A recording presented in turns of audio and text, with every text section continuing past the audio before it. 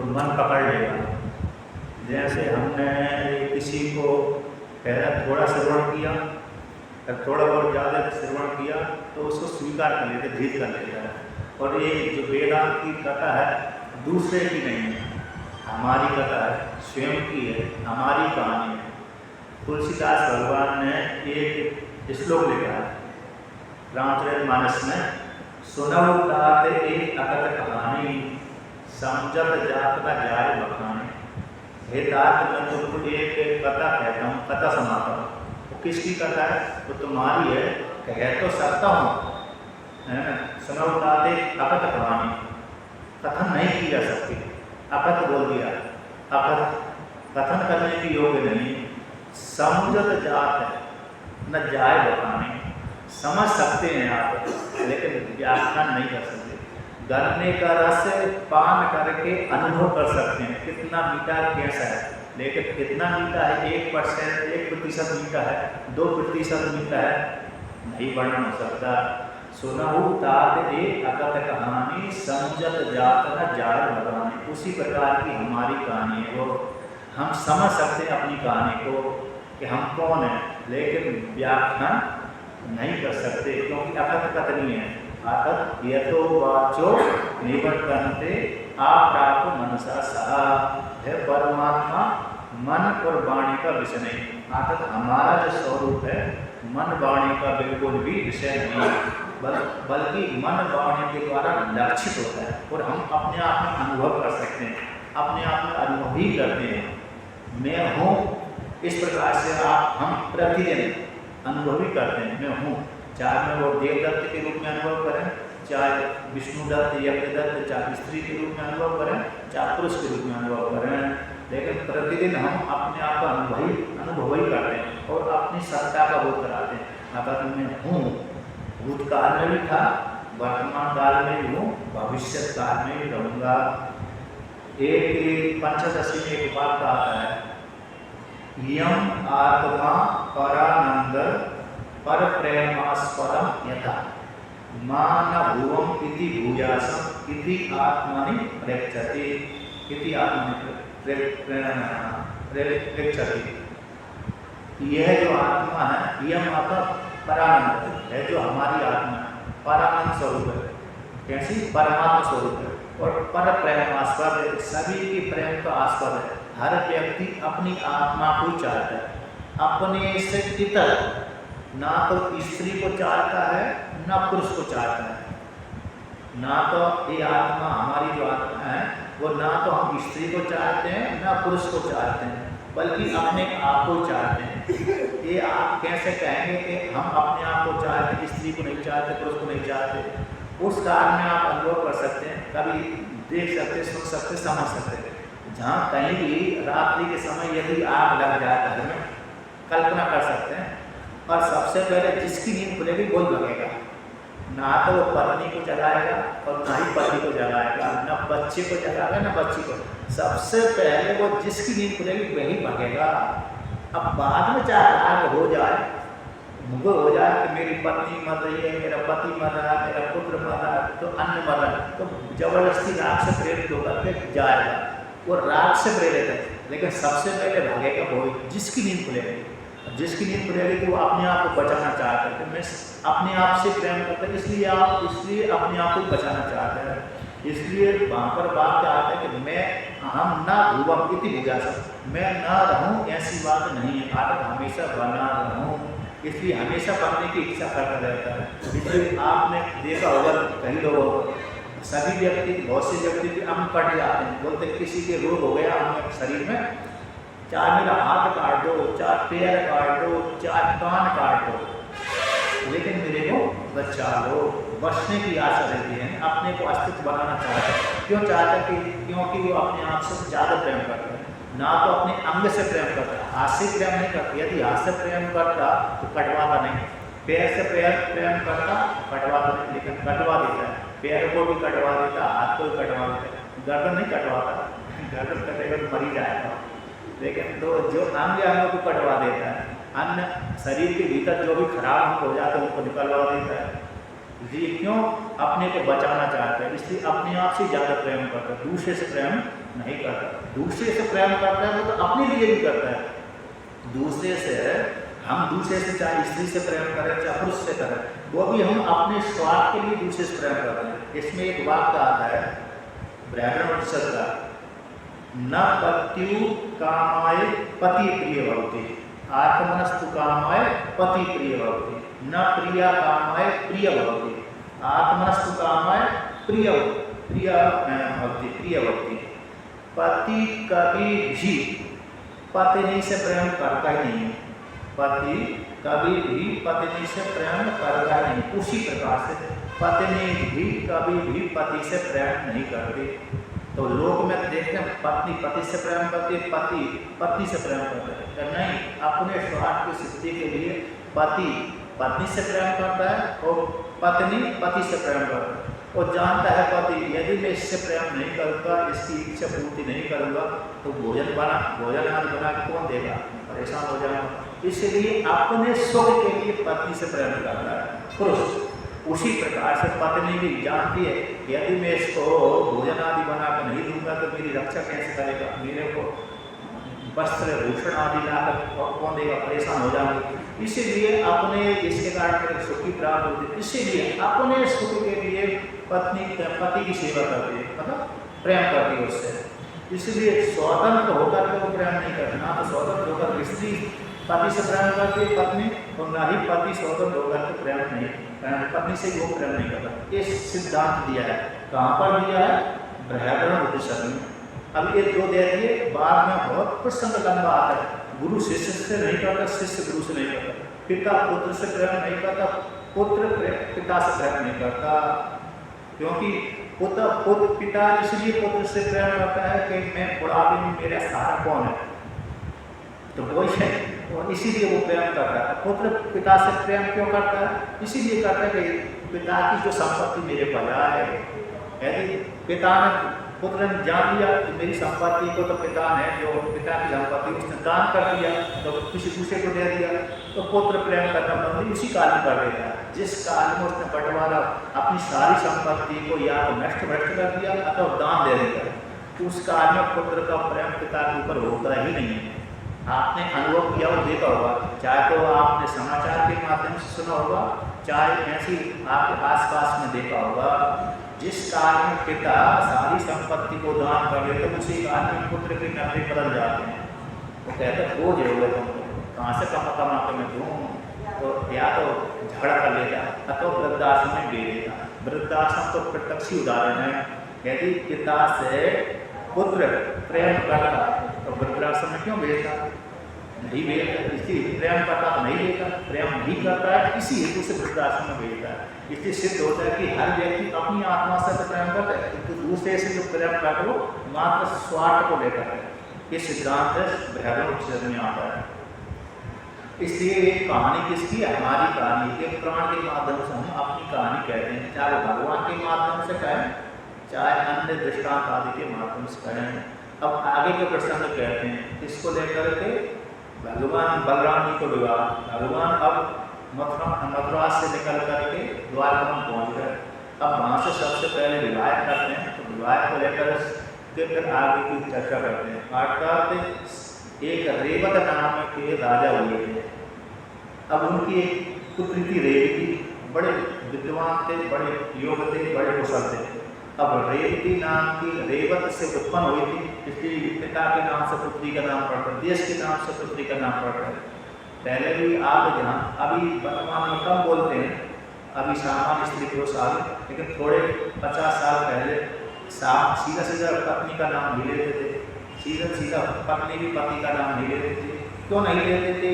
ऐसा क्या मालूम कि पति का नाम नहीं लेना चाहिए, पत्नी का नाम नहीं लेना चाहिए? तो एक श्लोक आता है, आत्म नामो गुरु नाम नामादि कृपणश्च श्रेयस कामो न गृह्णात ज्येष्ठा पत्र कलत्रयो, ज्येष्ठा पत्र कलत्रयो। आत्म नाम हो, हमारा स्वयं का नाम जात नहीं लेना चाहिए, आत्म नाम। गुरु नाम, गुरु जी का नाम जात नहीं लेना चाहिए, सीधा जात नहीं लेना चाहिए, बार बार नहीं लेना चाहिए। हाँ कहीं कागजात आदि लिखवाना है तब तो बताना ही पड़ेगा, लेकिन बार बार नहीं लेना चाहिए। आत्मनाम गुरु नाम नामाति कृपणश्च, कंजूस वाले व्यक्ति का नाम नहीं लेना चाहिए। कंजूस वाले व्यक्ति का नाम लेंगे तो उसकी गुण भी हमारे मान लगेंगे।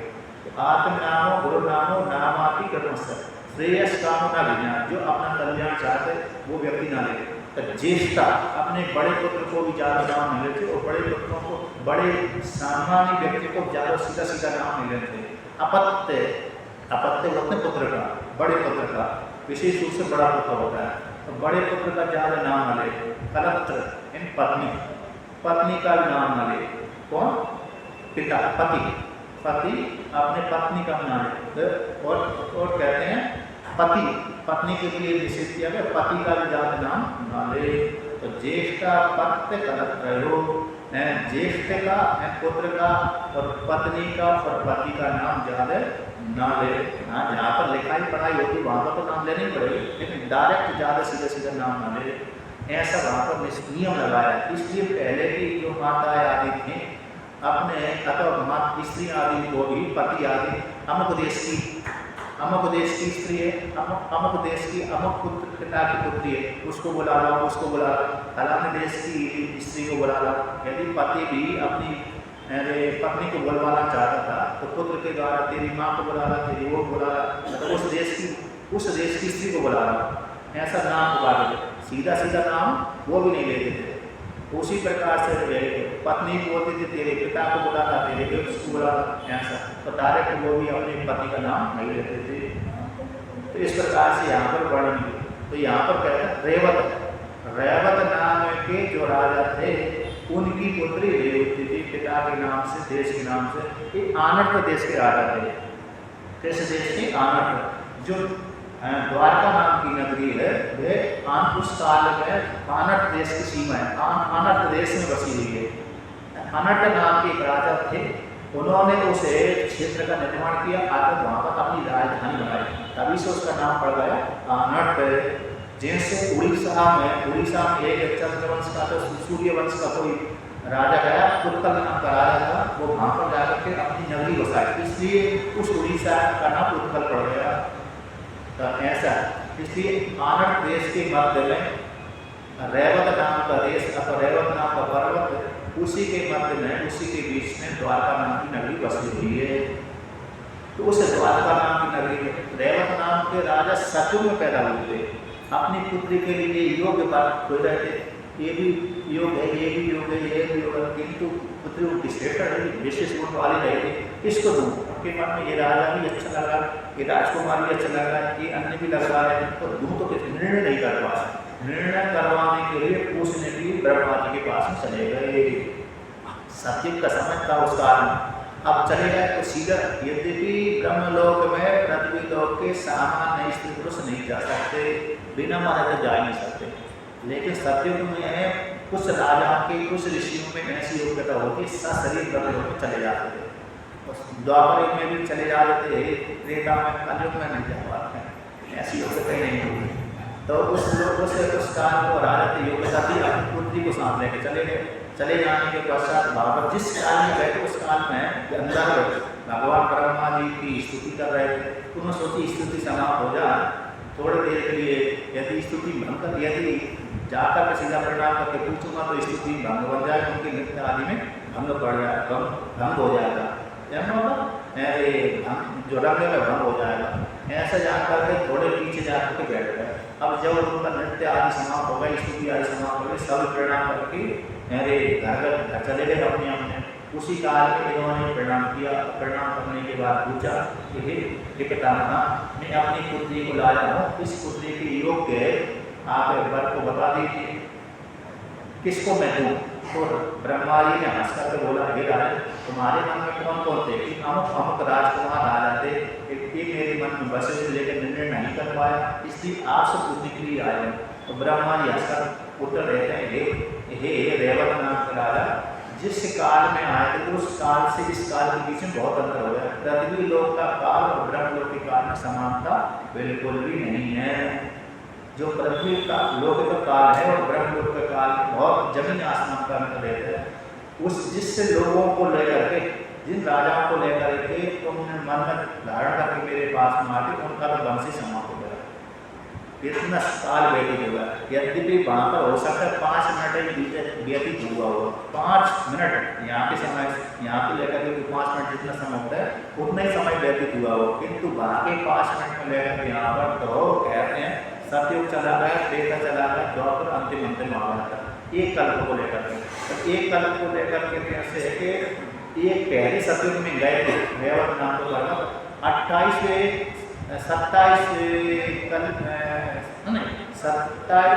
प्रथम सतयुग में गए थे, प्रथम सतयुग में गए थे एक कल्प में। तो फिर आय कब है, जब 27वां सतयुग निकल गया, 28वां भी निकल गया, 28वां द्वापर युग चल रहा था तब आए। पहले सतयुग में गए थे और 28वें द्वापर युग में आए, तो थोड़ी देर और रहती तो वो भी चला जाता एक कल्प को लेकर। तो एक कल्प को लेकर के सतयुग में गए थे, त्रेता पार होगा, द्वापर युग निकला वाला है, ये दूसरे कल्प घटना लेकर दो अलग अलग कल्पों अलग अलग प्रकार से घटना घट जाती है। तो उन्होंने कहा जिसको लेकर के तुम आए हो उनका तो वंश का नाश भी, वंश का ही पता नहीं है। तो जो तुम्हारी नगरी थी वो भी राक्षस नष्ट भ्रष्ट कर दी, और गाँव को राक्षस आदि भी नष्ट भ्रष्ट हो गए। अब वहाँ पर तो यदुवंशी राज करते हैं, जाओ शीघ्र जाओ, ये वो भी निकले वाले हैं। तो मतलब जहाँ पर तुम्हारी राजधानी थी वहाँ पर अभी तुम्हारी नगरी, तो तुम्हारी नगरी का तो नाम भी नहीं है, तुम्हारी जो राजधानी थी उसका नाम भी नहीं है। अब वर्तमान काल में भगवान विष्णु कृष्ण के रूप में अवतार लिए हैं, वसुदेव के पुत्र वासुदेव, उन्होंने एक नगरी बसाई जिस नगरी का नाम है द्वारावती, दूसरा नाम है द्वारका। पहला एक नाम है द्वारावती है, एक नाम है द्वारका। वहाँ पर उनके अग्रज बलराम जी, तो बलराम जी इसे तुम्हारी कन्या की होते हैं, यदि थोड़ी सी देर करोगे तो वो भी समय निकल जाएंगे, आकर के चले जाएंगे। 1 मिनट रुक जाओ तो निकल गए, 1 मिनट रुकते ही कहते हैं निकल जाते हैं। जैसे ब्रह्मा जी गाय लेकर गए थे तो एक पलक के समान देरी हुई थी, एक टूटी बोलो, जितनी भी टूटी होती है टूटी वाला समय होता है, इतनी देरी में तो पृथ्वी लोग का 1 वर्ष निकल गया। इसलिए तुरंत ऐसा संपर्क का बड़ा आश्चर्य हुआ, और जाकर आकर देखा तो उनका भगवान जी के निर्देश से कि बलराम जी वर्तमान काल में तुम्हारी कन्या की हो गई। अब बलराम जी इतने तक कन्या होती लंबी थी, क्योंकि सत्ययुगी और द्वापर युग में बड़ा अंतर रहता है आयु में। जैसे एक छोटा सा वृक्ष हो, एक बड़ा वृक्ष हो, जैसे अशोक का वृक्ष, अशोक का वृक्ष लंबा लंबा चला जाता है, दूसरे जो छोटे छोटे बबूल आदि होते हैं, आम आदि कम लंबे जाते हैं, ऐसा अंतर हो गया। इसके पश्चात रघुवी लोग जैसे आते हैं उनको बड़ा आश्चर्य लगा, वो समय का भी आश्चर्य हो, ऐसा कैसे हो सकता है, मैं तो 5 मिनट ही लोग में होगा था, फिर भी विद्वान तो थे, इसलिए जान गए तुरंत आकर देखा कि ये तो सारा विपरीत ही दिख रहा है। तो विपरीत को देख करके बड़े आश्चर्य पड़ रहे हैं, तुरंत आए, तुरंत आकर के अपनी देवकी नामक कन्या को बलराम जी को अर्पण कर दिया, पानी ग्रहण संस्कार करा दिया, और उनको अर्पण करके कहते हैं वहाँ पर चले गए, बद्रीनाथ में तपस्या करने के लिए चले गए। अब बलराम जी और देवकी का समय कैसे हो विवाह, मतलब कैसे विवाह कैसे हो, एक इतनी लंबी एक इतनी छोटी, बलराम जी छोटे थे और देवकी बहुत लंबी थी।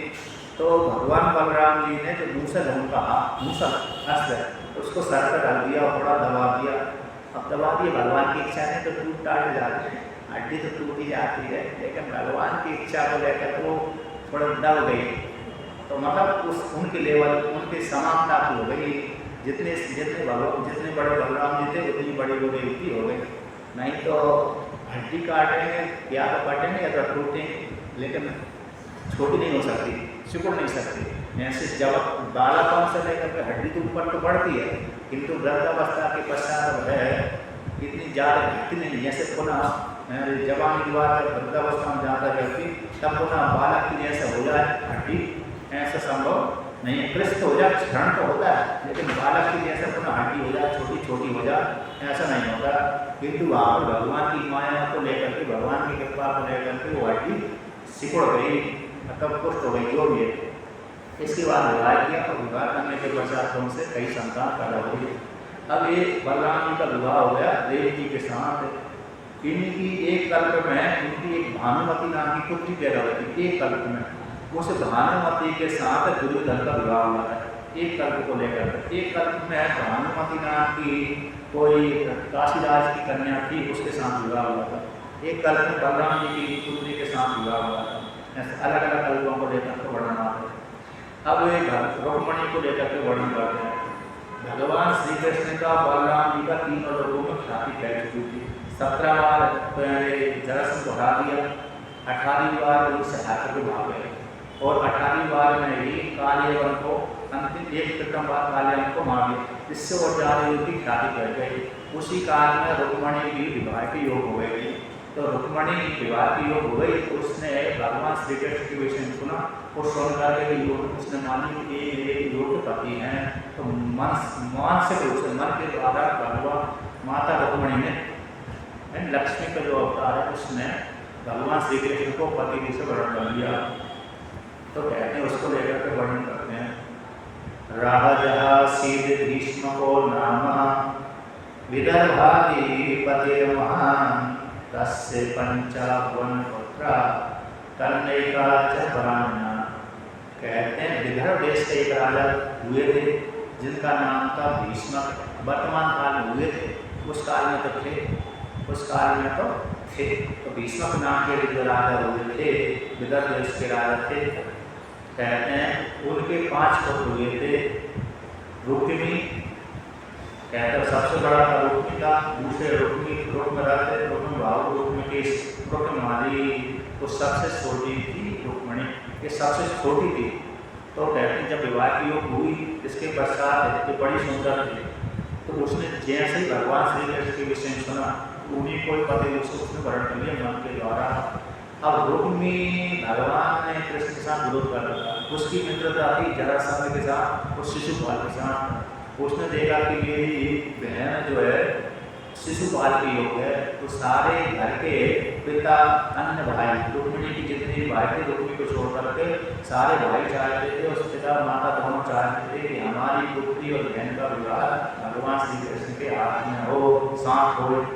किंतु रुक्मी को पसंद नहीं था। रुक्मी कहता था मैं अपनी छोटी बहन का विवाह में शिशुपाल के साथ करूँगा। अब रुक्मी बड़ा बलवान भी था और उसके विपरीत ना तो छोटे भाई जा सके ना माता पिता जा सके। तो उसके कहने के अनुसार है शिशुपाल के साथ संबंध तय कर दिया। तो जब संबंध तय कर दिया तो जैसे ही रुक्मिणी ने सुना कि मेरा बड़ा भाई है तो मेरा विवाह का संबंध है शिशुपाल के साथ कर दिया। और 2-3 दिन बाद होने वाला है, 2-3 दिन बाद होने वाला ऐसा भी उसको मालूम पड़ रहा है। उसी समय सूचना आदि भेज दिया और सूचना आदि भेजने के पश्चात जरासंध शिशुपाल को साथ आए। अन्य जितने भी भगवान श्री कृष्ण द्वेष करने वाले भगवान श्री कृष्ण के विरोधी सारे विरोधी राजा शिशुपाल को साथ देने के लिए पराक्रमों के साथ आए। वो जानते थे जरासंध को भी मालूम पड़ गया था, अरे जिसको मैं मरा हुआ जान रहा था तो मरा ही ये चालाकी से निकल गया। जरासंध भी शिशुपाल की रक्षा करने के लिए कृष्ण भगवान के साथ जबरदस्ती लड़ने के लिए वहाँ पर आया था। यहाँ पर विदर्भ देश में तो बारात लेकर के आए। तो यहाँ पर वर्णन करते हैं। तो जैसे यहाँ पर है अब रुक्मिणी को मालूम पड़ा सारे बारात लेकर के आ रहा है। तो 2 दिन के बाद विवाह होने वाला था। 2 दिन के बाद विवाह होने को अथवा 3 दिन के बाद विवाह होने वाला था। तो रुक्मिणी ने एक विश्वसनीय एक ब्राह्मण को बुलाया और दान दक्षिणा दी और कहा कि मैं आपके ऊपर विश्वास रखता हूँ, एक पत्र लिखती हूँ कि पत्र तुम किसी को बता कर सीधा भगवान श्री कृष्ण के पास में जाना। अन्य दूसरे सैनिकारी थे सीधे भगवान श्री कृष्ण कहना मैं तुम्हारी दासी हूँ, मैं तुम्हारे बिना मैंने तुमको पति वर्ण कर लिया, आप मेरे को यहाँ से ले जाइए इत्यादि प्रेम पत्र को लेकर तो वर्णन कर दिया। जैसे शेरनी का शिकार दूसरा शिकार ना करें इस प्रकार से आप मुझको ले जाइए इत्यादि के द्वारा ऐसा जो संगीत आदि सौंदर्य आदि का वर्णन किया। तो इस प्रकार से तो भगवान श्री रुक्मिणी ने उस ब्राह्मण को ऊपर विश्वास करके प्रेम पत्र लेकर के भेज दिया। पत्र लेकर के भेज दिया, कुछ धन आदि दे दिया रास्ते आदि के लिए। इस प्रकार से वो रुका नहीं रास्ते में, सीधा जब से चला हुआ सायंकाल तक वो तो भगवान श्री कृष्ण के द्वारका नगरी पहुँच गया। और द्वारका नगरी पूछा तो भगवान श्री कृष्ण कहाँ पर है। अब भगवान श्री कृष्ण ने भी जान लिया था रुक्मणी मेरे योग है, रुक्मणी मेरे योग है, पत्नी बनने के लिए योग है, ऐसा भगवान श्री कृष्ण ने भी जानते रहते थे। आपने देखा होगा आपके परिवार वालों रिश्तेदारों में आप जैसे पूछते रहते हैं किसकी कितनी कन्या है, किसके कितने पुत्र है, तो संबंध तय करने की इच्छा से आप पूछते रहते हैं। उसी प्रकार से भगवान ने भी खोज कर रखा था, पहले से सुन कर रखा था कि इनकी इतनी कन्या, इस राजा की इतनी कन्या, इतने पुत्र हैं, इस प्रकार से। तो भगवान ने भी उस रुक्मणी के विषय में कुछ सुनकर रखा था, तो उन्होंने मन से रुक्मणी को भी पति बना दिया था। जैसे शिव ने पार्वती को, शिव भगवान श्री जी ने पार्वती की प्रार्थना करने का, पार्वती माता को प्राप्त करने की तपस्या करी थी, उसी प्रकार से कृष्ण भगवान ने भी जैसे भगवान श्री शिव जी ने पार्वती को प्राप्त करने की तपस्या करी, उसी प्रकार से पार्वती ने भी शिव जी को प्राप्त करने की तपस्या करी। ऐसा शिवानंद लहरी में आता है, शिवानंद लहरी में। उसी प्रकार से यहाँ पर भी है कि भगवान श्री कृष्ण भी चाहते थे कि उन्होंने तपस्या करी थी, उनको चाहा मैं इसको पत्नी बनाऊंगा, रुक्मणी ने तो इसको पति बना ही लिया था। इस प्रकार से तो जैसे ही ब्राह्मण देवता वहाँ पर भगवान श्री कृष्ण के पास द्वारका में पहुँचे तो सीधा अन्य दूसरे राजा के पास में गए, सीधा भगवान का जो महल था वहीं पर गए, जाकर के अपना प्रेम पत्र दे दिया रुक्मणी के हाथ से, जो रुक्मणी ने दिया था। रुक्मणी के पत्र को सुन करके कहते रात्रि तो वहाँ पर जैसे सुना, सुनने के पश्चात उन्होंने कहा कि मैं भी उसको चाहता हूँ, मतलब विवाह करना चाहता हूँ। ऐसा भगवान ने अनुमोदन करके स्वीकार कर दिया, ब्राह्मण का खूब स्वागत सत्कार किया। और वहीं पर स्वागत सत्कार करने के पश्चात रात्रि समय ही यहाँ पर वर्णन करते हैं कि रात्रि काल में ही अपने रथ को दारुक नाम पर साथ उसको रथ तैयार करो। तो ब्राह्मण देवता को अपने रथ के ऊपर बिठाया और रात्रि भर चला और सोए जा करके वहीं पहुँच गए। अब अगले दिन तो कहते हैं विवाह होने वाले का। अब यहाँ पर वर्णन करते हैं जैसे भगवान श्री कृष्ण द्वारका में इधर रुक्मणी को प्रतीक्षा हुई थी, ब्राह्मण देवता अभी तक लौट नहीं है। एक दिन शेष बचा हुआ था, क्योंकि सुबह भगवान पहुँच गए थे, इसके पश्चात दूसरे दिन विवाह होने वाला था। अब रुक्मणी को बड़ी चिंता हुई थी, भगवान सायंकाल आए नहीं। तो भगवान को जब देखा कि भगवान आए तो बड़ी बेचैन होती, कहीं भगवान ने मेरे को भूल तो नहीं है, इस प्रकार से बेचैन हो गई। उसको थोड़ा विश्वास भी था, अभी तक ब्राह्मण देवता नहीं है, भगवान भी नहीं है, संकेत नहीं मिला। कुछ दिन के बाद उसको संकेत मिल गया। संकेत कैसे मिले?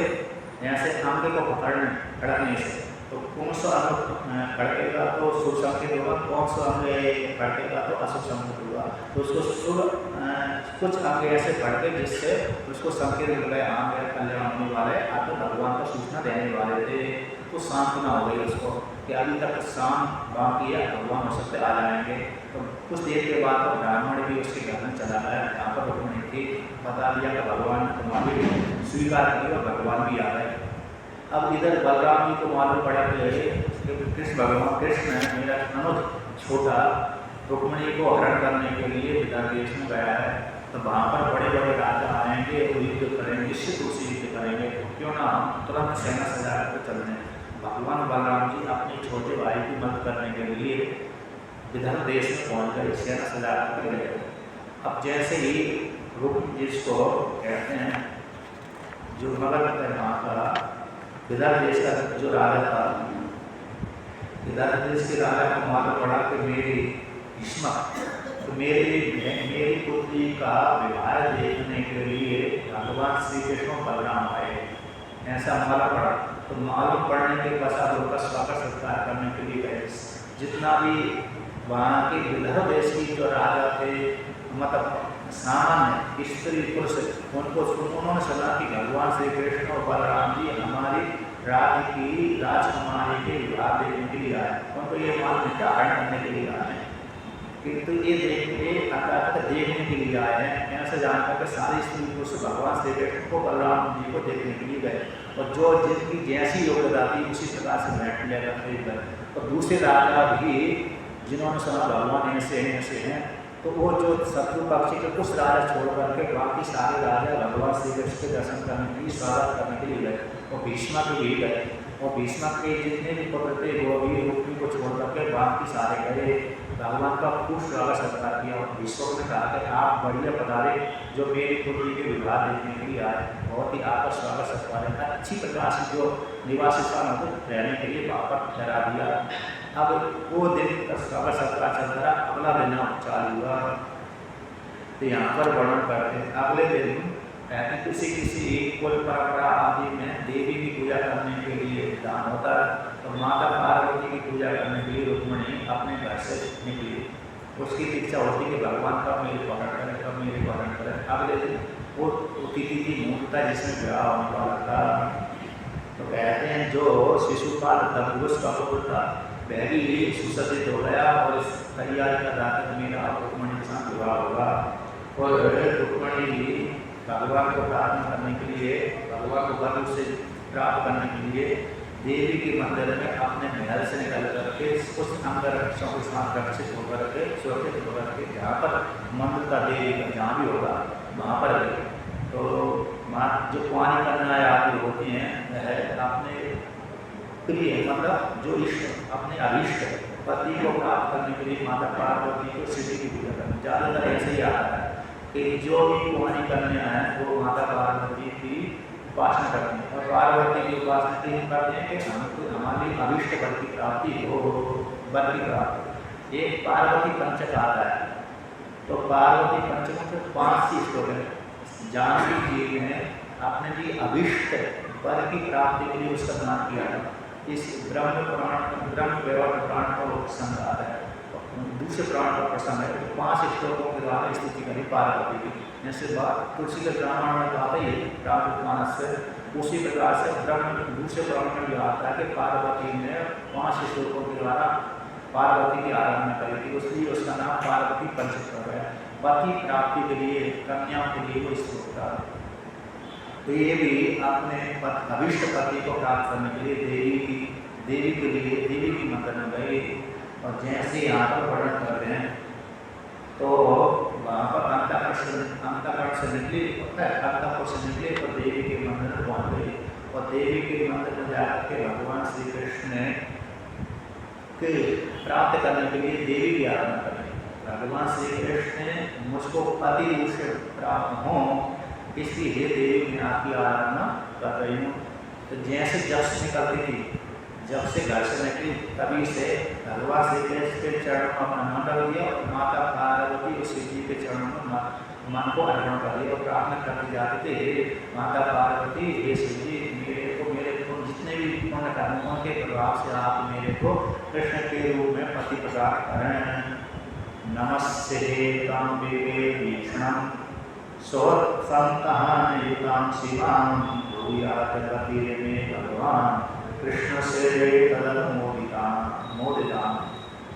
हे माता पार्वती अपने पुत्र के सहित माता पार्वती पति के सहित, हे माता पार्वती मेरे को भगवान श्री कृष्ण पति रूप से प्राप्त हों। आप मेरा अनुमोदन करें, मेरे संकल्प का अनुमोदन करें, आप मेरे को आशीर्वाद प्रदान करें। मैं आपके पति पुत्र और आपके पति कौन हो गया? शिव जी। आपके पुत्र कौन हो गए? गणेश जी। गणेश जी के सहित पति के साथ आपको मैं प्रणाम करती हूँ, आपके श्री चरणों पर प्रणाम करती हूँ। आप मुझको ऐसा आशीर्वाद वरदान प्रदान करें जिससे भगवान श्री कृष्ण मेरे को पति रूप से प्राप्त होगा। इस प्रकार से माता पार्वती की, शिव जी की, गणेश जी की पूजा करें। और पूजा करने के पश्चात कहते हैं अब वहाँ से मंदिर से निकली भगवान श्री कृष्ण नदी में पहुँच गए थे। अब राजा आदित्य अंगरक्षक भी, दूसरे राजा भी देखते थे कि कहीं भगवान श्री कृष्ण चालाकी न कर जाए। तो माता जो रुक्मिणी थी बड़ी सुंदर थी, तो दूसरे क्षत्रिय जो सैनिक आदि है, अन्य राजा हैं, उनको मोहित करने के लिए थोड़ी और उसने अपना चेहरा दिखा दिया। और चेहरा देखते ही सारे जितने भी राजा आदि थे, अतः जो सैनिक आदि मोहित हो गए, उनके सौंदर्य को देख करके ही मोहित हो गए, मूर्छित से हो गए। जैसे कभी कभी मोहित होकर के व्यक्ति को मालूम नहीं पड़ता मेरा वस्त्र कैसा है कैसा नहीं है।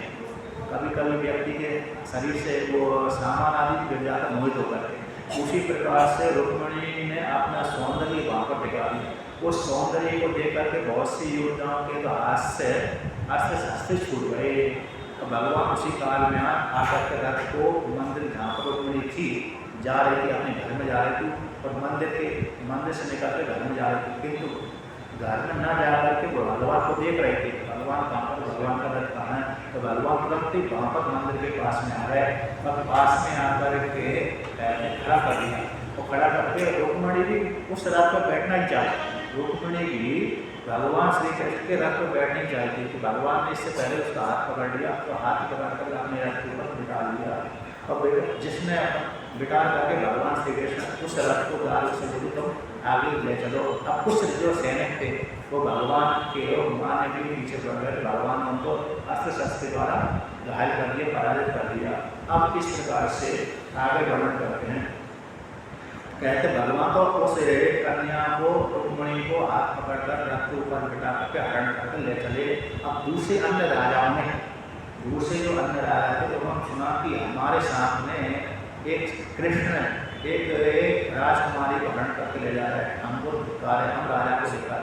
जरासंध अन्य जो है सारी जितनी राजा भगवान श्री कृष्ण के प्रति सारे सेना सुसज्जित करके भगवान श्री कृष्ण के सामने लड़ने के लिए आ रहे थे। उसी कारण बलराम जी वहाँ पर आ रहे थे। तो बलराम जी के साथ सारी सेना को युद्ध, अन्य सेना श्री कृष्ण भगवान का बलराम जी के साथ अन्य जितने विरोधी पार्टी उनके साथ भयंकर युद्ध हुआ। तो आगे वर्णन करते हैं। यहाँ पर वर्णन करते हैं कामराज कन्याम ततमारो छतिं जहारा कृष्ण दुष्टाम समीक्षताम रथम समारोहे सुपर्ण लक्षणम राजन चक्रम पदभूयमाला। तो यहाँ पर वर्णन करते हैं इस श्लोक के द्वारा।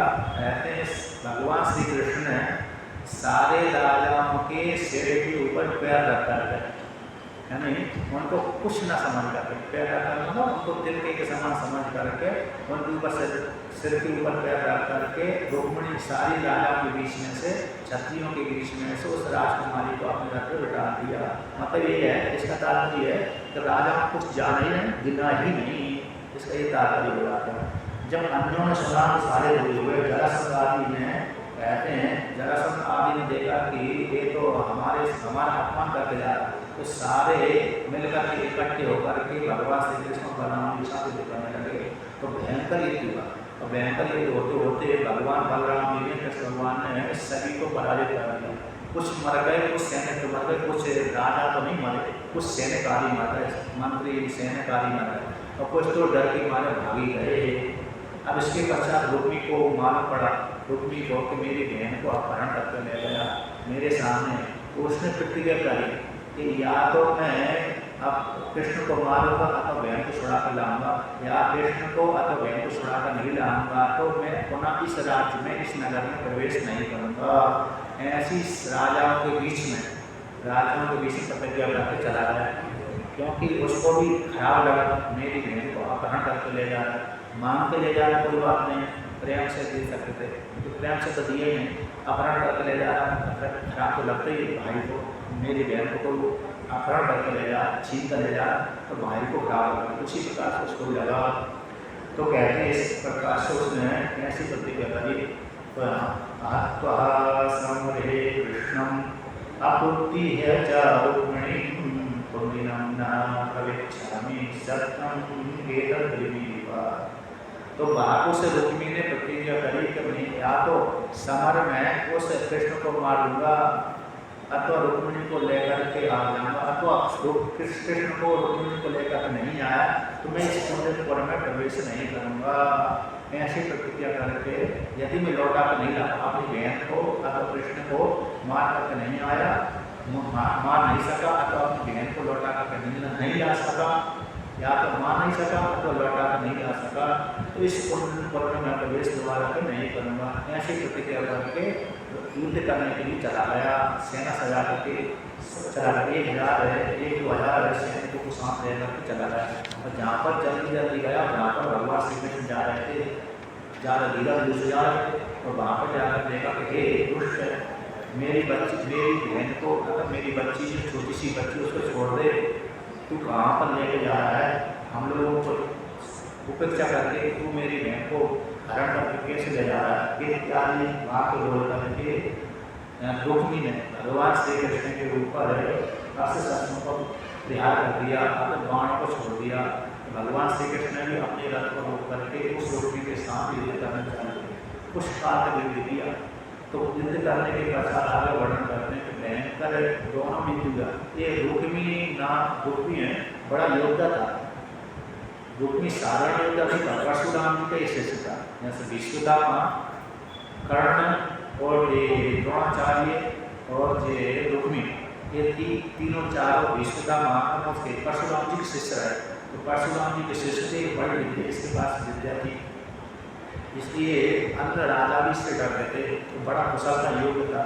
तो भगवान के साथ बैठकर युद्ध करने के पश्चात कहते हैं भगवान तो भगवान, अब जो भी अस्त्र शस्त्र भगवान के ऊपर चलाते थे, भगवान सारे उसको अस्त्र शस्त्र काट देते थे। पर बाद में भगवान श्री कृष्ण ने अपने अस्त्र शस्त्रों के द्वारा तो कहते हैं उसका रथ तोड़ दिया, साथी मार दिया, भुजा तोड़ दिया, सब छिन्न भिन्न कर दिया, जिसने धनुष्वाण छोड़ नष्ट कर दिए। इसके पश्चात भगवान को कहते तलवार हाथ लेकर के भगवान को मारने के लिए आ रहा था। उसी प्रकार से भगवान ने भी क्या किया, उसकी तलवार को काट दिया, फिर रथ से उतर करके भगवान श्री कृष्ण ने अपने हाथ में तलवार ली और तलवार लेकर के उसको मारने वाले थे। यहाँ पर वर्णन करते हैं भगवान भी देखा कि मेरे को परेशान कर रहा है, इसको मारना चाहिए, दुष्ट तो भाई। इसलिए भगवान ने भी जब वो निशक्त हो गया था, भगवान ने उसको मारने के लिए अपने हाथ से तलवार लगाई। हाथ में तलवार लेकर के उसको गर्दन काटने वाले उसी काल में, जैसे गर्दन से कूदने वाले थे, उसी काल में रुक्मिणी ने उनके पैर पकड़ लिए। छित्त्वा श्रीमाधवे देवं रुक्मिणं हन्तुमुद्यता दृष्ट्वा भ्रातृबलोद्योगं रुक्मिणी परिव्रता। कहते हैं भगवान श्री कृष्ण ने उस रुक्मी को मारने के लिए हाथ में तलवार ले ली और जैसे देखा कि रुक्मी ने देखा कि मेरे भाई को तो मान नहीं जा रहा, ऐसे भाई के बल को देख करके रुक्मिणी थोड़ी डर गई। वो प्रेम से होकर के भैंसे विरुद्ध होकर के भैंसे युक्त होकर के भगवान श्री कृष्ण के दोनों पैरों में गिर गई और करुण उनका प्रवास से बोलने लगी। योगेश्वर आत्मा देव देव जगतपते हंतुम न हर्षि कल्याणा धात्रहं वे मारुया।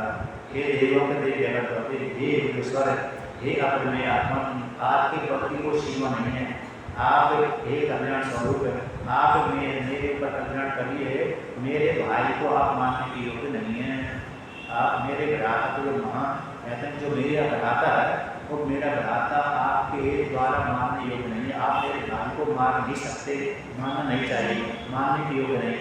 यदि आप मेरे भाई को मार देंगे तो दोनों प्रकार से मेरे ससुराल पक्ष से और पितृपक्ष से दोनों ही कहेंगे जो कैसी कन्या थी, कैसी थी, अपने भाई को मरवा दिया इत्यादि जन्म की बाणी बोले। तो भाई से प्रेम भी करती थी, भाई से, बड़े भाई से, सारे भाइयों से प्रेम भी करती, बड़े भाई से प्रेम करती। और भाई भी यहाँ पर वर्णन आता है, पुराण में आता है कि भाई भी रुक्मी भी अपनी छोटी बहन से, एक ही तो बहन थी उनकी, तो छोटी बहन से बहुत ही प्रेम करता था। इसी बहन को प्रसन्न करने के लिए उसने अपनी पुत्री का विवाह उसके भगवान श्री कृष्ण के पुत्र के साथ किया। और भी प्रसन्न करने के लिए अपनी बहन को और भी प्रसन्न करने के लिए पुत्र की पुत्री के साथ भी विवाह किया। 2 बार विवाह हुए भगवान श्री कृष्ण के पुत्र के साथ और पुत्र के पुत्र के साथ विवाह हुआ। यानी रुक्मी की पुत्री, रुक्मी के पुत्र की पुत्री, इस प्रकार से विवाह किया। तो भगवान ने जब देखा कि रुक्मी डर हुई है और ठीक भी है, भाई को नहीं, इसके भाई को नहीं मानना चाहिए, किंतु दंड तो देना चाहिए, तो मानने की आशा तो उन्होंने त्याग कर दी। इसके पश्चात रुक्मी को पकड़ करके उसका जो दुपट्टा था ऊपर ही बचता, उसको उसी से पकड़ करके उसके दुपट्टे से उसको बांध दिया। और बांधने के पश्चात कहते उसको छोड़ा, ऐसे वैसे नहीं छोड़ा, अब पकड़ लिया, बांध दिया। भगवान में अतुल्य बल था, यदि सामान्य बल होता तो छूट जाता, किंतु अतुलनीय बल होने का कुछ कर ही नहीं पाया। तो भगवान ने उसको बांध करके रथ में डाल दिया। तो उसको क्या किया, उसको क्रूर बना दिया, यानी सर की चोटी पर आदि काट दिए, 4-5 जगह से काट दिया, मुंडन कर दिया, यानी क्रूर बना दिया। जैसे सामान्य बाल है तो कोई बात नहीं, किंतु उस एक तरह से भी काट दिया, इधर काट दिया, इधर काट दिया, 4-5-6 जगह से काट दिया तो क्रूर हो गया। और दाढ़ी से काटो, आधी दाढ़ी काट दिया, आधी छोड़ दिया तो विपरीत हो गया, क्रूर हो जाता। सगत राजा ने ऐसे किया। जो सगत राजा ने कुछ जो उनके राजकोष राजा के पिता को मारा, तो सगत राजा ने अपने पिता की बदला लेने के लिए उन राजा दुष्ट राजा को, अथवा मिलेक्ष वाले राजा थे, कालजंग नाम के जो राजा थे, जो चंद्रवंश के थे, उनको इसी प्रकार से यवनों को इसी प्रकार से मार दिया। किसी की दाढ़ी छोड़ दिया, मुँह से काट दिया, किसी के ऊपर से मुंडन करवा दिया। तो आज जो नकल वही करते हैं, उसने ऐसे ही किया था, दाढ़ी छोड़ दिया, मुँह काट दिया, ऊपर का छोड़ दिया, तो उसके ऊपर काट दिया, तो ऐसे उस काम में किया था। तो वही परंपरा आगे चली गई थी। तो कहते हैं किसी की दाढ़ी काट दिया, मुँह छोड़ दिया, किसी की मुँह रख दिया, नीचे के ऊपर का काट दिया, क्रूर बना, किसी की 4-5 चोटी लगवा दी। वहाँ पर ऐसा इसी पुराण में वर्णन आता है। सकट ने ऐसा दंड किया और उनको मारा, कुछ को मार दिया, कुछ को नहीं मारा।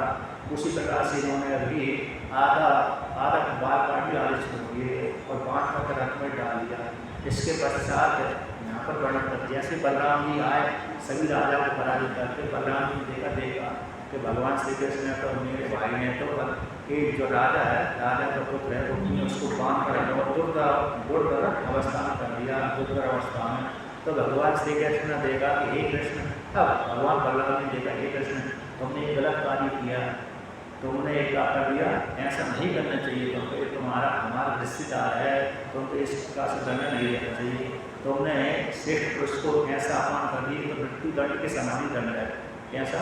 महापुरुषों को अपमान करना मृत्यु दंड के समान ही दंड होता है। ऐसा मानना मृत्यु दंड होता है, उसी प्रकार से महापुरुषों का अपमान कर दो तो मृत्यु दंड के बराबर ही। जैसे इन्होंने भगवान राम जी की लक्ष्मण से बोल दिया, मैंने तुम्हारा त्याग कर दिया, उन्होंने देखा कि त्याग करना मतलब मार ही दिया मेरे को, इसलिए वो तुरंत की शरीर में गए, शरीर छोड़ दिया।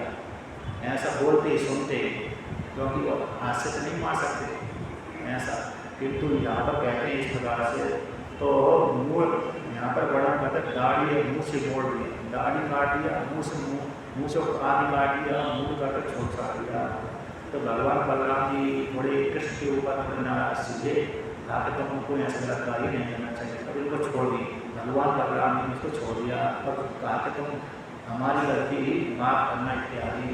रुक्मणी से भगवान बलराम ने कहा कि यहाँ पर वर्णन करते हैं, रुक्मणी को थोड़ा लज्जा से हो रही, थोड़ा भय लगा, थोड़ा सोचते योगी रुक्मणी।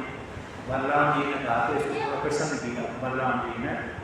क्षत्रियाणाम अयं धर्मः प्रजापति विनिता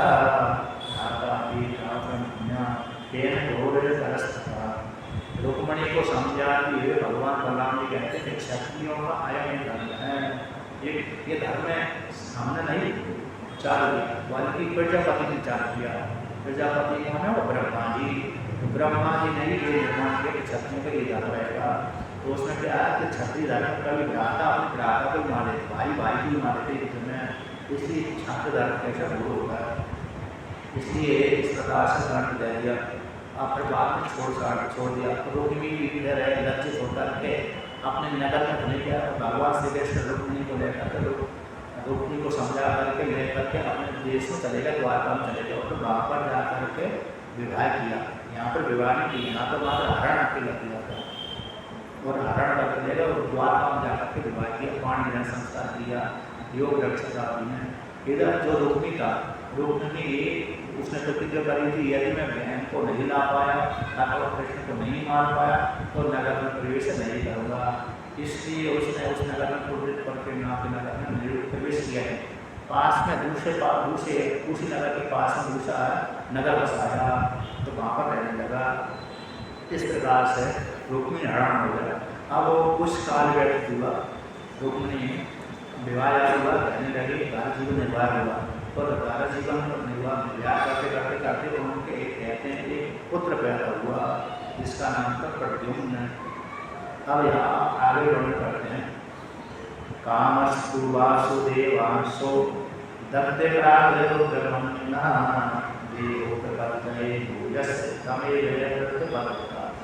जो पहले भगवान रुद्र के क्रोध के द्वारा भस्मीभूत हो गया था, जल गया था, जो भगवान वासुदेव के अंश ही था, भगवान वासुदेव ही इस रूप में गए थे। ऐसे भगवान वासुदेव श्री कृष्ण का अंश जो प्रथम था, जो कामदेव था, वह कामदेव रुद्र के क्रोध से जल रहा है। ये जो कामदेव है त्रिपुरा रहस्य नाम का ग्रंथ है। त्रिपुरा रहस्य नाम के ग्रंथ में स्पष्ट वर्णन किया कि कामदेव लक्ष्मी का पुत्र है, स्पष्ट रूप से। और पुराण के अनुसार किसी कल्प में ब्रह्मा जी का एक पुत्र बनता है, किसी कल्प में कामदेव ब्रह्मा जी का मानस पुत्र कहलाता है, और किसी कल्प में लक्ष्मी का पुत्र कहलाता है। द्वापर युग में लक्ष्मी का पुत्र रहता है, लेकिन अन्य कल्पों में भी सीधा सीधा लक्ष्मी का ही पुत्र रहता है। और अन्य कल्पों में भगवान विष्णु ने ही दो उदाहरण किए थे, एक कामरूप का उदाहरण किया था, एक विष्णु भगवान तो थे। ऐसे अलग अलग कल्पों को लेकर के तो यहाँ पर स्पष्ट वर्णन किया कि भगवान वासुदेव का जो अंश कामदेव है कामदेव भगवान श्री जी के क्रोध के द्वारा भस्मीभूत होगा ही कामदेव अब बिना शरीर का था, इसलिए उसका नाम आनंद पड़ रहा है। अब शरीर की प्राप्ति करने के लिए भगवान श्री कृष्ण के हृदय में प्रवेश कर गया, और हृदय में प्रवेश करके फिर रुक्मिणी के माध्यम से बाहर आया, तो रुक्मिणी के द्वारा वो पैदा हुआ, जिसका नाम प्रद्युम्न पड़ा। अब एक प्रद्युम्न में उसका जन्म हुआ, प्रद्युम्न नाम पड़ गया। तो यहाँ पर कहते हैं समरस नाम का एक असुर था, उसको भूतकाल में पहले से ही मालूम पड़ गया कि मेरी मृत्यु इससे कृष्ण भगवान के पुत्र के हाथ से होने वाली। एक किसी ऋषि ने सुना दिया तो उपदेश कर दिया, तुम्हारे जो शत्रु है, तुम्हारी मृत्यु का हेतु ये है कृष्ण भगवान के पुत्र प्रद्युम्न नाम का होगा, जो रुक्मिणी से पैदा होगा। रुक्मिणी से पैदा होगा वो कृष्ण भगवान के द्वारा होगा, उसकी हाथ से तुम्हारी मृत्यु होगी। तो ऐसा पहले किसी ऋषि ने उसको बोध करा दिया, उपदेश कर दिया था। उसको मालूम पड़ा कि भगवान श्री कृष्ण का रुक्मिणी के साथ विवाह हुआ, तो उसके द्वारा एक पुत्र पैदा हुआ। तो जहाँ पर प्रसूता ग्रह था, प्रसव ग्रह था, प्रसूता ग्रह था, वहाँ पर गया और माया भी तो था समरस, माया को उदाहरण करके पहले स्त्री बन करके पुरुष संकट लोग ऐसा उदाहरण करके उस बालक को, जो नवजात बालक था 1, 2, 3, 4 दिन का था, उस बालक को उसने उठा लिया, उठा करके 10 दिन का, यहाँ पर कहते हैं 10 दिन का भी नहीं हो पाया, अगर 7 या 8 दिन अभी नहीं उसको आहरण करके ले गया, ले जा करके यहाँ पर वर्णन करते हैं कि समुद्र के ऊपर से जा रहा है, उसका जो राज्य जहाँ भी होगा तो उसके बीच में समुद्र पड़ रहा था। उस समुद्र में उसको छोड़ करके फेंक करके अपने घर में चला गया। सोचा इसको बालक को ऐसे तलवार से कैसे मालूम, थोड़ा छोटा तलवार इस समुद्र में फेंक देता हूँ, इसमें समुद्र में जाएगा अपने आप मर जाएगा, मछली खा जाएगी, अपने आप ही मर जाएगा, मछली में खाएगा। एक कल्प 2 कल्प को लेकर यहाँ पर वर्णन करते हैं। एक कल्प में तो एक तलवार से काटने वाला था, तलवार से, और दूसरे कल्प में जिस कल्प में तलवार से काटने वाला था उसी कल्प में नारद जी बीच में आ गए। नारद जी ने कहा कि ये समरस तुम क्या कर रहे, इस छोटे से वाला को तलवार से काट रहे, तुमको धिक्कार है, इतने बड़े होकर के छोटे से वाला को तलवार से काट, अरे क्यों ना तुम इस समुद्र में क्या तो मछली खा जाएगा, अपने आप ही मर जाएगा। तो फिर नारद जी ने कर दिया वहाँ पर एक कल्प करना है। तो नारद जी के बाणी को लेकर विभिन्न हो गया, होकर के उसने समुद्र के जल फेंक दिया एक कल्प में, और एक कल्प में सीधे डायरेक्टली वो ग्रहण करके ले गया और सीधा समुद्र के जल में फेंका अपने घर में चला गया। उसको विश्वास होता है मैंने जो मेरा शत्रु था, जो मेरी मृत्यु था, उसको मैंने मार दिया, तो निश्चित होकर के चला गया। अब उस दिन कहते हैं उसी जो बालक को एक मछली ने खा लिया, निकल लिया। अब मछली के भीतर तो जाने से पच जाना चाहिए, क्योंकि भगवान की कृपा से पच नहीं, अगर मरा नहीं, क्योंकि मछली के भीतर यदि कोई भी मांस जाएगा, कोई भी निकल जाए चाहे कुछ हो जाए, वो तो पच ही जाता है, किंतु भगवान की कृपा से देव अंश होने का मारा नहीं। तो कहते हैं इसके पश्चात यहाँ पर भी वर्णन किए समरस को कैसे मालूम पड़ेगा तुम्हारा शत्रु भी है। यहाँ पर वर्णन करते हैं नारद भगवान ने कहा, किसी कल्प में दूसरे ऋषि कहा था, इस कल्प में किसी कल्प में नारद जी भगवान ने कहा था दृष्टवा तरुद्रे बालम। तो कहते हैं नारद जी ने वर्णन कर दिया था। अब नारद जी की वर्णन करने के पश्चात इसलिए वहाँ पर लेकर के उसको बालक को भेज दिया था, मतलब हरण कर दिया था। और दूसरे कल्प में दूसरे ऋषि में वर्णन कर दिया था। और दोनों कल्पों में एक कल्प में नारद जी बचा लिया उसको, बालक को एक कल्प में अपने आप ही भगवान की कृपा से समुद्र के माध्यम से बच गया था। अब जिस मछली ने खाया, जिस मछली ने उस बालक को खाया था, उसी मछली को मगर जो मछली मारने वाले पकड़ने वाले हैं उन्होंने उस अपने जाल में उस मछली को पकड़ लिया, फंस लिया। अब फांसने के पश्चात उसको नाम बिठा करके अपने देश को ले गया। जो पहली मछुआरे भी समुद्र स्वर के ही मछुआरे थे, उसके राज में रहते थे। अब वो ले जा करके उस मछली को उन्होंने देखा विशाल मछली है, इसको क्यों ना हम राजा को भेंट करें। तो उसने सारे मछुआरों ने उस मछली को राजा को भेंट कर दिया। भेंट करके राजा ने कहा कि इसको रसोई घर में ले जाइए, मानस में ले जाइए, रसोई घर में ले जाइए, रसोई में ले लो जिससे हमारे लिए भोजन पकाए। सारे जो खाने वाले मांसाहारी हो गए उनके सभी के लिए भोजन प्रसिद्ध किया जाए। अब वो रसोइयों ने भी उस मछली को कुल्हाड़ी से काटा, और जैसे कुल्हाड़ी से काटा उसको देखा कि बीच में कहते हैं उसके बीच में उस मछली के बीच में एक बालक है, मनुष्य का बालक है। उनको देखकर तो बड़ा आश्चर्य हुआ। उस बालक को कहते हैं, उस बालक को मछुआरों मतलब रसियों ने एक स्त्री रहती थी, उस स्त्री के हाथ में दे दिया। जैसे स्त्री के हाथ में दिया उस बालक को उस स्त्री दिया। उस स्त्री का नाम था मायावती, उसका दूसरा नाम था रति। वह रति ही मायावती बन करके वहाँ पर रहे, संग्रह की रसोईया बन करके वहाँ पर रहती थी। तो कहते हैं नारद जी ने उपदेश कर दिया था कि तुम्हारा पति सम्राट स्वर्ग के राज्य में प्राप्त होगा, सम्राट स्वर्ग के रसोई में तुमको प्राप्त होगा। और जैसे उस बालक को लिया तो बालक को सुन लेकर थोड़ी शंका हो गई, कहीं भाई मेरा पति तो नहीं है, तो दूसरा बालक नहीं है। तो नारद जी की बात को लेकर के अपने विश्वास करा, नारद जी सही बोला था, ये मेरा पति है। तो अपने पति को प्राप्त कर लिया उसने, उस बालक को प्राप्त कर लिया। बालक को अच्छी प्रकार से सेवा शुश्रूषा उसकी रक्षा करने लगी। इसके पश्चात आगे वर्णन करते हैं, कहते हैं साचरा कामस्य वै पत्नी रतिर्नाम यशस्विनी प्रत्युर्निर्गतदेहस्य विभुत्पत्तिं प्रतीक्षति। जो भगवान शिव जी के क्रोध से अपने पति का शरीर जल गया था, उस पति के शरीर को प्राप्त करने की इच्छा से वह शंकर सबके यहाँ रसोई बन करके रह रही थी। पति को प्राप्त करने की इच्छा से जब पति उसको प्राप्त हो गए तो बड़ी आनंदित हुई। उसने उस जिसका नाम रति था, दूसरा नाम उसका नाम था मायावती के नाम से रहती थी, और जो उसका असली नाम था रति था। उसने देखा कि ये मेरा पति है जो भगवान श्री कृष्ण के और रुक्मिणी के द्वारा पैदा हुआ है। उसको देखकर उसने बड़ा आनंद मनाया, उसको स्पर्श कर चुम्बन आदि दिया। ऐसे बालक को देखकर तो बड़ा अच्छा है। किंतु शुरू काल में तो उसने बालक को इस प्रकार से पति के रूप में बालक को पालन पोषण किया, अन्य कार्य को बड़ा किया, पुष्ट किया। अब बालक थोड़ी जब वो जवान सा हो जल्दी बढ़ा, ये भी विशेषता इसमें ऐसे जहाँ सामान्य बालक बढ़ता है ना देर लगाता है, ऐसे ये भी नहीं बढ़ा, जल्दी बढ़ गया भगवान के पास जो भी होगा। लेकिन थोड़ा जवान से हुआ तो रति ने थोड़ा विपरीत चेष्टा कर दी।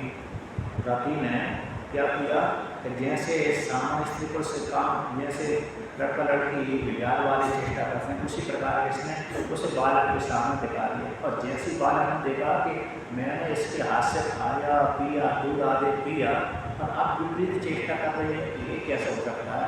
मेरी माता है तो पत्र है, वो तो माता समझ था, जो बालक है वो तो माता ने समझ रखी। कृष्ण मेरे पालन पोषण की माता होता तो विपरीत का आचरण कैसे कर भगवान। तो जो मैंने देख पूछा कि तुम विपरीत कार्य कैसे कर रहे हो, तो माता के सदृश हो मेरे, तुमने मेरे खिलाया दिए। यदि माता नहीं थे वो भी नहीं जानता मेरी माता नहीं, किंतु खिलाया तुमने तो माता के सदृश तो हो, तो विपरीत आचरण मेरे से कैसे कर रही हो? पति पत्नी जैसा आचरण मेरे कैसे कर रही है? मोहित करने वाले अभिनय कैसे कर रही हो? ऐसे सत्य को देख करके उसने पूछ लिया। ऐसे पूछने के पश्चात प्रजापति ने कहा भगवान नारायण सुतः संप्रेरणार्थो विहाय अन्ते धीरता पत्नी रतिकामो भवन्तु।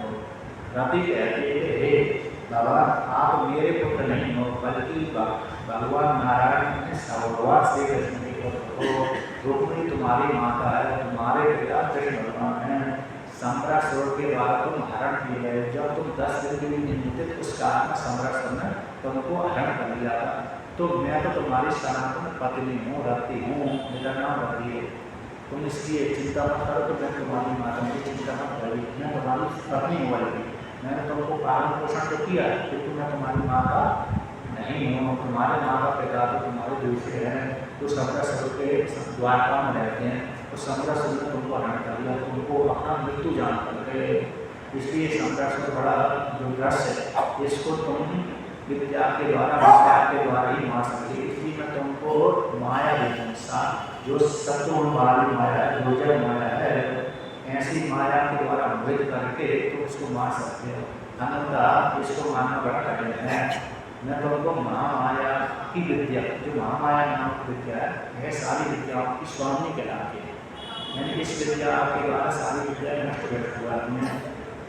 इस विद्या के द्वारा, इस माया के द्वारा तुम इससे तुम्हारे शत्रु को मार सकते हो, और फिर इसको मार करके अपने माता पिता के दर्शन कर सकते हो। तो फिर इस प्रकार से जब उसने कहा, उसकी वाणी सुन करके जान मेरी माता नहीं बल्कि मेरी पत्नी है, ऐसा जान करके उसने उससे विद्या ली।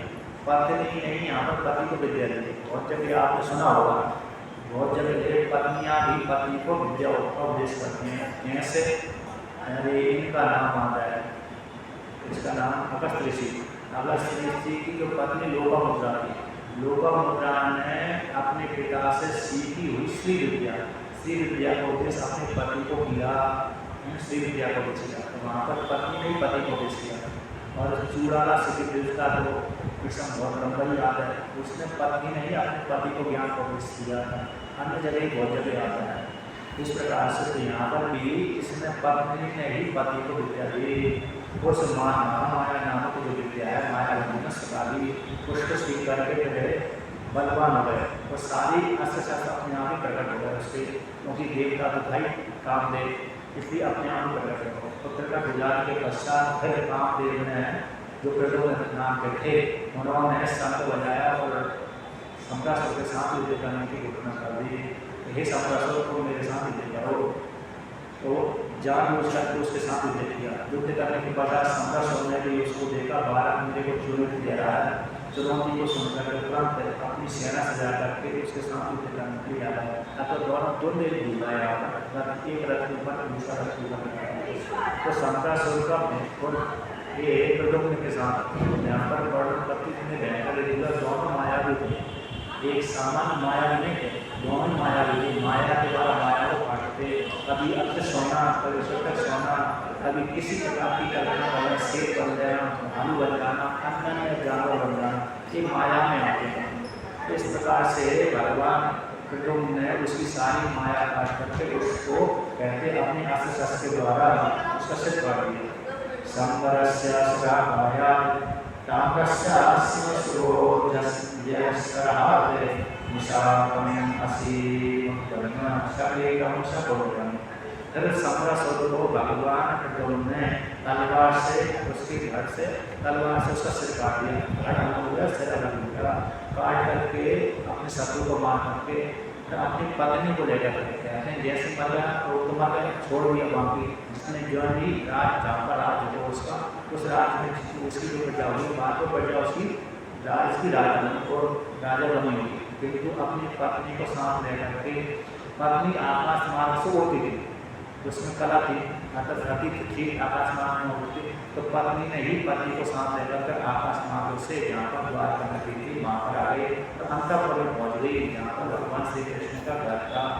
तो वहाँ पर जाकर के अंतःपुर में पहुँच गए, तो जहाँ पर वहाँ की अंतःपुर की स्त्रियाँ, उन स्त्रियों ने देखा कि कृष्ण कहाँ से आ रहे, एक तो कृष्ण के साथ एक दूसरी स्त्री नहीं लग रही, उसकी स्त्री कहाँ से आ गई। एक तो स्त्री को देख कर दूसरी कृष्ण भगवान को देखकर सारी स्त्रियाँ जो स्त्रियाँ थीं भगवान की, वो लज्जित सी हो गई, थोड़ा छुप सी लगी कि भगवान श्री कृष्ण इस काल में कैसे आ रहा है। तो देखा, बाद में देखा, ध्यान दिया, तो ध्यान देखा कृष्ण नहीं है, थोड़ा विपरीत है, थोड़ा चिन्ह विपरीत है। तो चिन्ह विपरीत को देख करके हम कृष्ण नहीं है। फिर पास में अन्य स्त्री आए, उसी काल में भगवान श्री कृष्ण आए, बलराम जी आए, देव जी आए, वसुदेव आए। तो उन्होंने देखा ये कौन है, भगवान ने दिव्य जानते थे मेरा पुत्र है, कि तू उजागर नहीं किया तो मेरा ही पुत्र है, वो खुद भी पुत्र बन गए, तो ऐसा उजागर नहीं किया।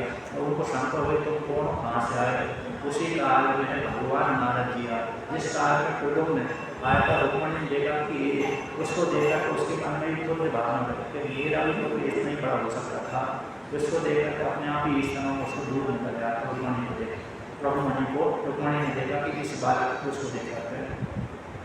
उसी काल में यहाँ पर वर्णन करते हैं, तो यहाँ पर रुक्मणी को लेकर कहते हैं अत्र तत्रासिका पांगी वेदर्वे बलभुवासने स्मरते शोषितम नष्टम स्नेष्मते परोधा।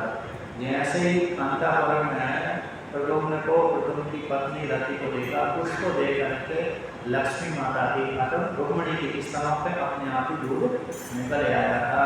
उसको देखकर पुत्र भावना करके मेरा भी इस प्रकार से पुत्र हो सकता था, जो दिख रहा सामने, जो पहला गया नष्ट हो गया, कहाँ हो गया मालूम नहीं, कि तू इसके कैसे हो सकता था। इसके पश्चात नारद भगवान आए तो नारद भगवान ने कहा कि एक तुम्हारे पुत्र है, भगवान श्री कृष्ण के द्वारा भगवान के द्वारा पैदा हुआ एक प्रद्युम्न है, जो 15 ने जब 10 दिन का नहीं हुआ तो उसको उसने हरण कर लिया था। इसको उसने समुद्र में फेंक दिया और समुद्र में से मछली निकाल लिया और मछली के माध्यम से उसकी रसोई में पहुँच गया है। जो स्त्री है उसकी पत्नी है, सनातन पत्नी है, रति है, वो 15 को मार करके तुम्हारे पास में जैसे सुना सारी स्त्रियों ने, सारे पुरुषों ने, भगवान श्री कृष्ण ने, वसुदेव जी ने, बलराम जी ने, अन्य स्त्रियों ने आनंद मनाया कि हमारा पुत्र आ गया, जो विष्णु गया था वो पुत्र आ गया। इस प्रकार से आनंदित हुए और भगवान प्रद्युम्न की वहीं पर रहने लगे। अब भगवान श्री कृष्ण की आगे की जो कथा है सेमंतक मणि को लेकर के, सेमंतक मणि को लेकर के विशिष्ट घटना है। जिस किसी ने झूठा कलंक लग गया, भादों के शुक्ल पक्ष की चतुर्थी का चंद्रमा यदि कोई देखता है तो निश्चित रूप से, या तो निश्चित सामान्य रूप से कह सकता हूँ, निश्चित नहीं मतलब, तो उसको भविष्य में 1 महीना 2 महीना 3 महीने के बाद कलंक प्राप्त होता है, मतलब उसके ऊपर झूठा आरोप लगता है। अब कहते हैं जिस किसी ने चंद्रमा को, चतुर्थी का चंद्रमा देख लिया हो तो अब उसको कलंक न लगे तो उसके लिए कथा का है वर्णना, इस सेमंतक कथा को श्रवण करेगा तो उसको कलंक जो दोष लग गया था, दोष अपने आप ही निवृत्त हो जाता है। अथवा जिस किसी स्त्री पर उसके ऊपर झूठा आरोप लगा हुआ है, तो झूठा आरोप लग गया तो उसको कलंक लग गया, उस कलंक हटाने के लिए कथा श्रवण करने से उस कलंक दूर हो जाता है। अथवा व्यक्ति चंद्रमा तो देख ही रहता है, रात के समय यदि स्वच्छ वातावरण है तो चतुर्थी भाद्र मास के शुक्ल पक्ष की चतुर्थी का चंद्रमा देखने से उसको दूर करते हैं।